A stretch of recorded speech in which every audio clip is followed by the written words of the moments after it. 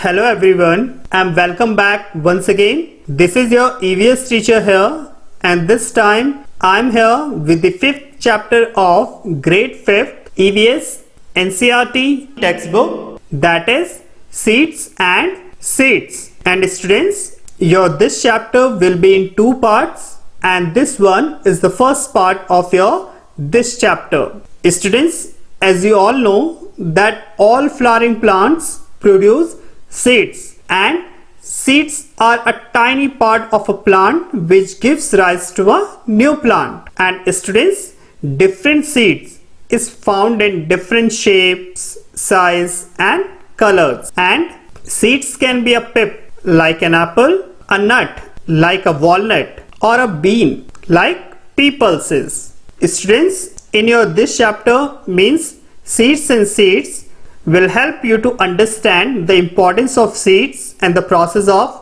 germination. And students, this chapter will also help you to learn about different type of seeds, dispersion of seeds, and it will also allow you to discover how seeds grow and develop into plants, and everything that you basically need to know about seeds and the process of germination. So let's start.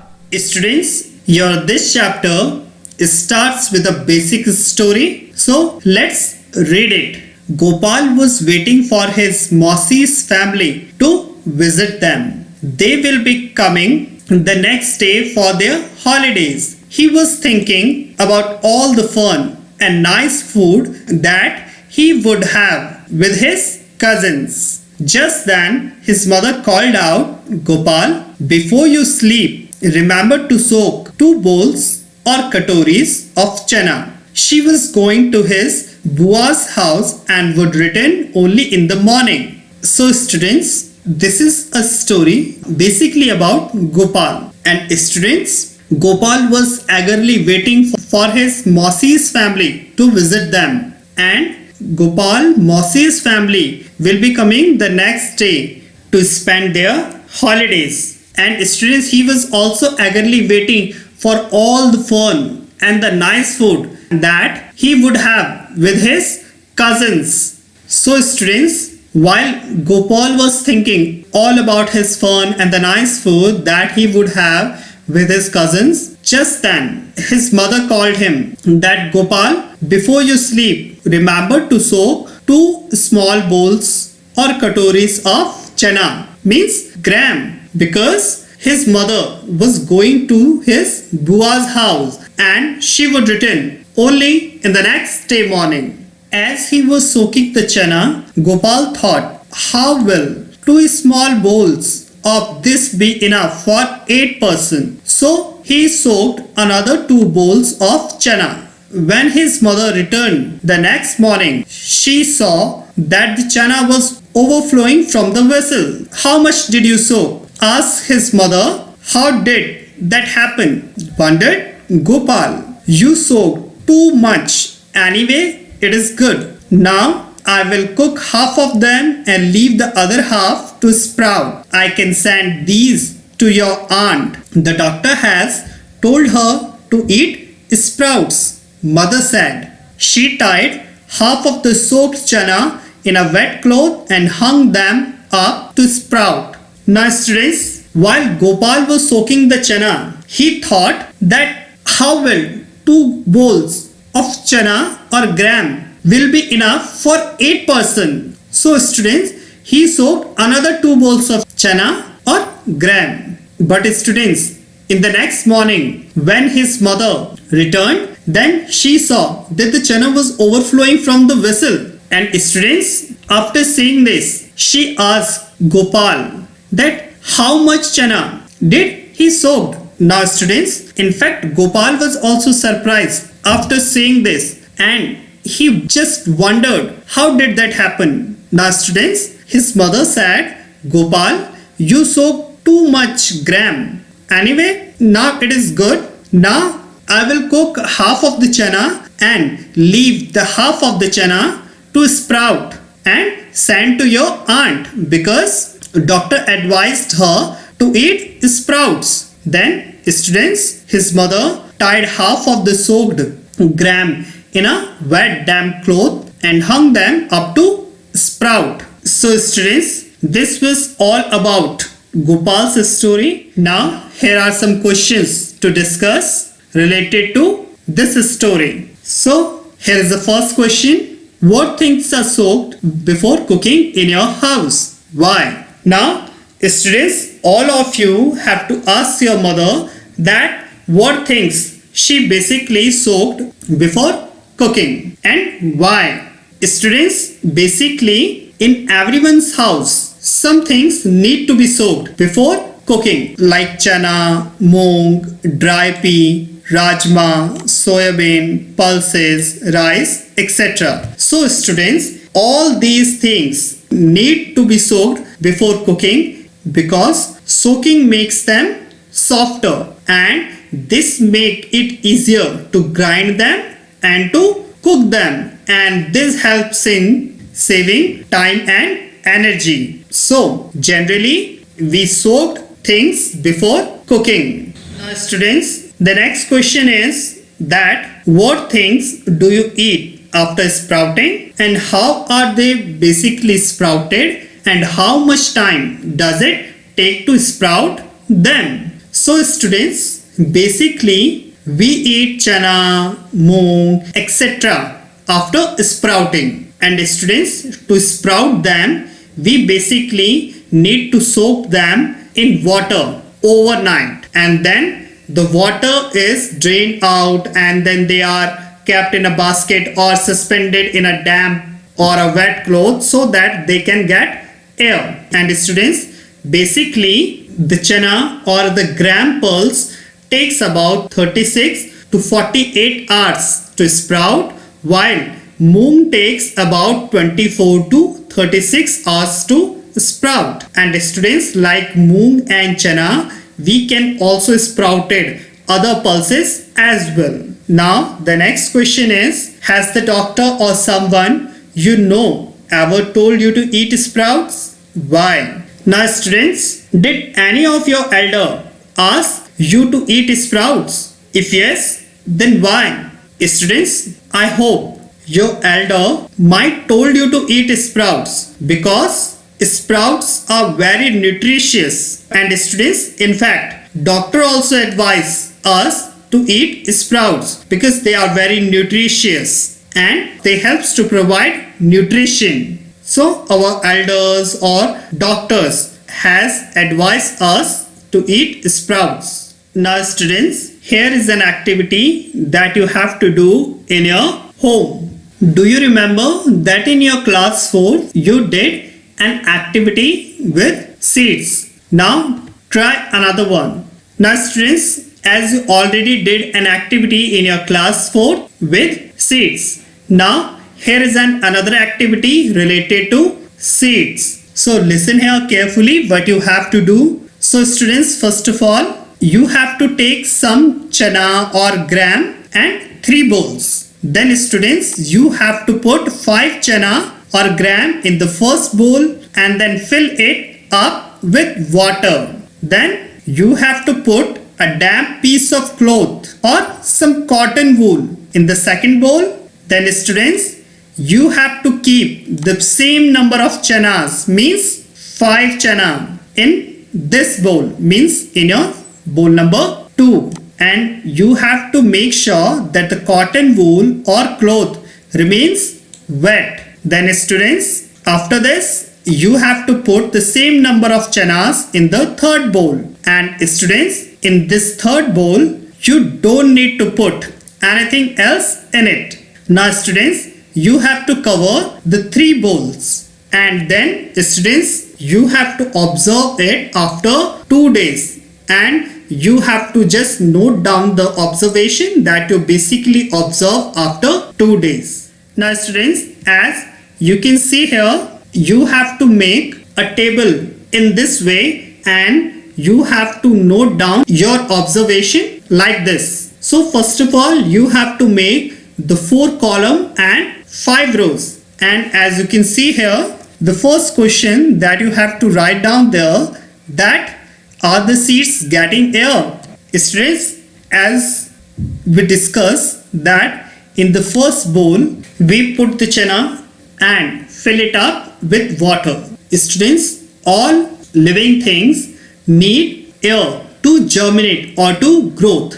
But here we put the chanas in the bowl and then fill it up with water. So the seeds will not get air for their proper growth. So you have to write down here no. Now students, in the second bowl we took a damp or a wet cotton piece, and here the seeds will get maximum amount of air. So you have to write down here yes. Now students, in the last bowl we didn't put anything except chanas. So here the chanas or the seeds also get air. Now the second question, are the seeds getting water? As we discussed that in the first bowl we fill the bowl with water. So here the seeds will get maximum amount of water. Now in the second bowl we use damp cloth. So here also seeds get water, but in the last we didn't put anything in the bowl. So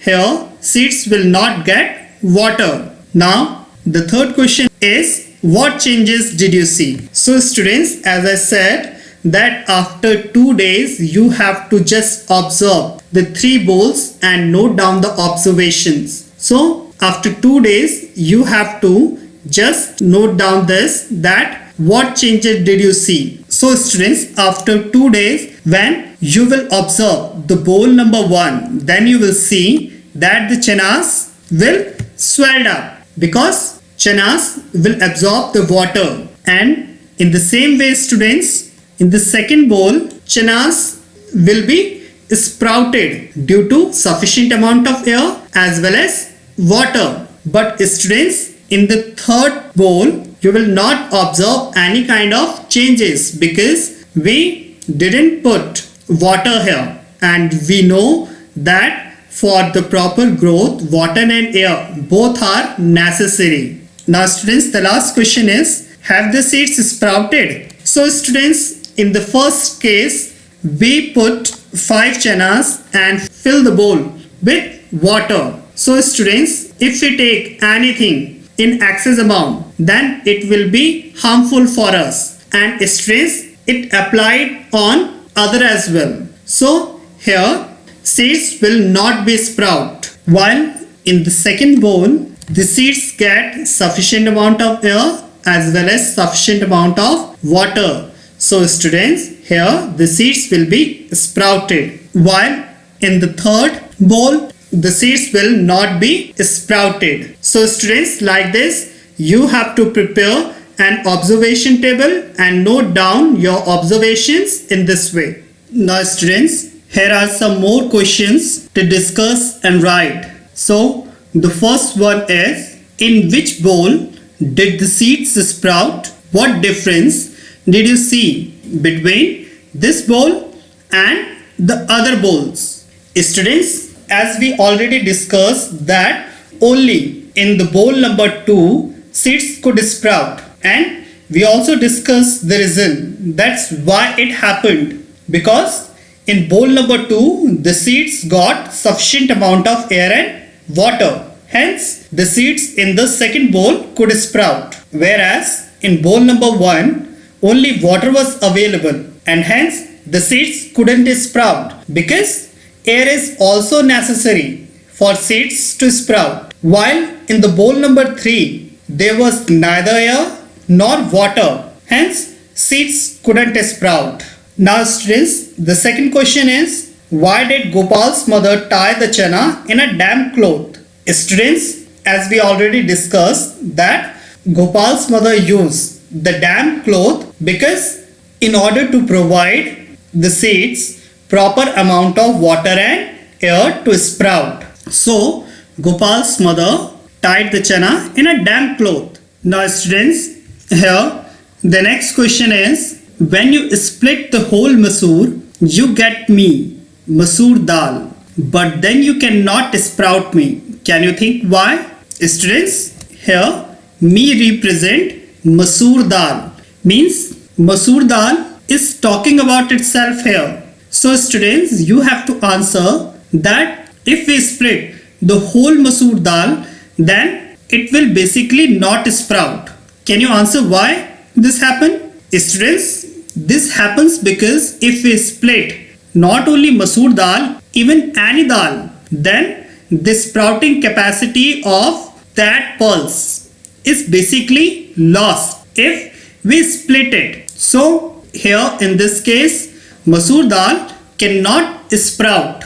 Now students, you have to look carefully at your sprouted chana and make its drawing. So students, when you soaked your chana or sprouted them, then you will observe this kind of changes in your soaked chana, and all the whitish thread like structure that you basically observe here is sprouting or new plants germination in your soaked chana.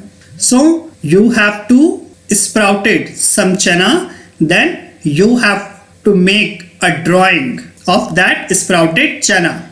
Now students, here's a project named Plant Your Seeds that you have to do in your home. So students, listen here carefully what you have to do for this project. So students, first of all, you have to take a clay pot or a tin can with a wide mouth. Then students, you have to make a small hole at the bottom of the can or the clay pot that you basically take. Then students, you have to fill that tin can or the clay pot with soil. Then you have to put 4 or 5 seeds of the same kind in the soil and then press them gently. And students, you can sow any kind of seeds that is basically available at your home, like mustard seeds, fenugreek, sesame or coriander, whatever available at your home. Now students, after that you have to make an observation table like this. As first of all, you have to write down the name of the seed that you basically took to sow. Then you have to mention the date on which you basically planted them. Then the day you observe something coming out of the soil, and then you have to start filling the table. As for example, I have given here that suppose if you took the seeds of mustard to sow, then you have to write down here mustard, and secondly you have to write down the date as I have mentioned here, 5 July 2020 as an example for you. Then you have to fill the table. So let's discuss the table. Now students, as you can see here, you have to make an observation table like this, and the first thing that you have to mention in your table is the date. The second, the height of the plant that you have to measure. Then you have to write down the heading, number of leaves seen, then any other changes. And students, you have to basically observe your plant approximately about 1 week after germination. As I have already given here an example for all of you, that first of all the seeds will germinate on 10th July. Then you have to measure the height of the plant, and suppose it will be 1 centimeter, and the number of leaves 2. And if you see any kind of changes, then you have to write down here. If you do not observe any kind of changes, then you have to write down nil. Then in the same way students, you have to observe your plant on the next day, means 11 July. Then again you have to measure the height of your plant. Then you have to count the number of leaves seen, and you have to also note down the any kind of further changes. Then in the same way, on another day like on 12 July, you have to measure the height of the plant. Then you have to count the number of leaves. Then if you found any kind of changes like a stem become thicker, then you have to note down it as well. In the same way students, you have to note down the observation about approximately 1 week. And students, then whenever your school will reopen, then I will collect it as a project. Now students, once after your project completed, then you have to answer all these questions here. As the question number 1 is that how long did it take for the plant to come out from the soil? Students, generally a plant took almost a week to come out of the soil. Question number 2, that what was the difference in the height of the plant on the first and the second day?